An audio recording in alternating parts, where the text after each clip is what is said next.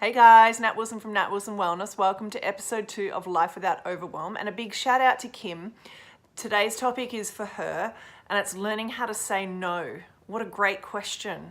I can think of so many times where saying no has caused me serious overwhelm. Whether it's because I thought, oh, I'm being too nice, if I say no, that's going to hurt that person, through pure zest for thinking, that'd be awesome, let's say yes to doing that, and then realizing within half an hour or a week or a little bit down the track that, oh my goodness, I can't fit that in. I don't know why I said yes to that. I'm not going to be able to do that. So that overcommitting yes all seems good at the time, and then later it's like, whoops, shouldn't have said yes to that. Sometimes it can be because you're really concerned. You think, oh, that person won't like me if I say no. And also it can just be purely because you think you have to say yes, because otherwise you may not get an opportunity in the future presented of the same type to you.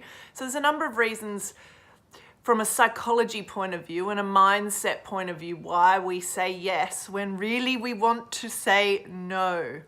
So first thing I want to point out about this is when you say yes when you really mean no, it comes across that you're not really saying yes. So even though we think that we're being polite and we're saying yes, there's all these other things that are going on with us. There's all this non-verbal language. There's the flow-on consequences of when we've said yes and we really wanted to say no, and how we almost unsubconsciously behave post that. That tells everyone else that we said yes to that we're really meaning no. And it can cause quite a lot of unnecessary things to happen in your life. One being that you get awkward communications with other people. And this is really real. You've said yes, you really meant no. Sometimes you might, say no again later down the track, and then you someone else might say that's okay, but they could harbor, a little bit of, upsetness because you said yes and then you said no. You might go along and do something that you said yes to, but not really do it with your whole heart or your whole essence or energy. And something inevitably always happens at those, with those tasks or at those events where you've said yes and really you meant no. And we all know what that feels like.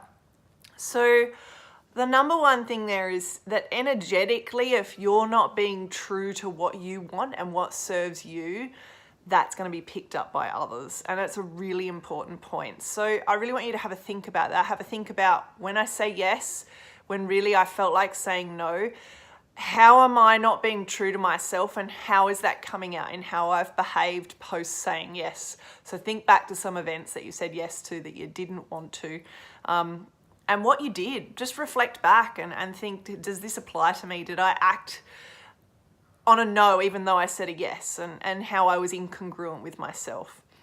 So the next thing that I want to point out is your very, very, very best friend.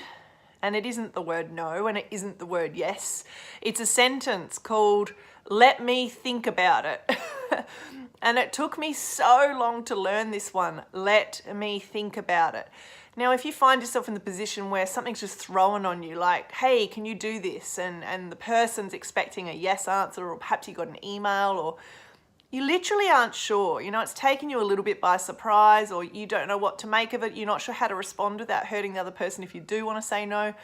Let me think about it. What a great line. Why not give yourself some time to go away and have a think about it? Like, it's really common sense. Why do we feel the need to say yes straight away or no straight away? You have the freedom and the right to give yourself some time to say no later or yes later.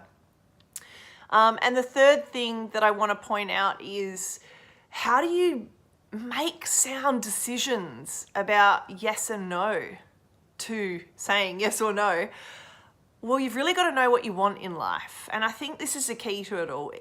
Decision making on saying yes or no, that feeling of overwhelm, that feeling of pressure, that disappears when you're really clear about what you want in life, what you want in your days, what your purpose is in life, and what you're working towards each day and achieving, knowing what makes you happy, knowing what you derive joy from. And being really clear about you, and only you can do the work on that one. But that underpins everything, because once you know that foundation about yourself, once you're really clear about your purpose and your mission for your daily living, and how you want to live each day, and what you're doing in life, you are really clear about what you say yes and no to. You don't keep making those same decisions of saying yes when really you meant no. You know, like, it just comes really easily to you, and you drop a wave of overwhelm about that decision. So much less energy and time and overwhelm invested into something so simple as saying yes or no, because you're really clear about what you want in life. So I hope that was useful on yes or no. I could talk for so long about yes or no. There's so much more behind how to say no and how to do it well, but in this short little bite for helping you overcome overwhelm, I hope that this was useful. Take care, and I'll see you on the next episode.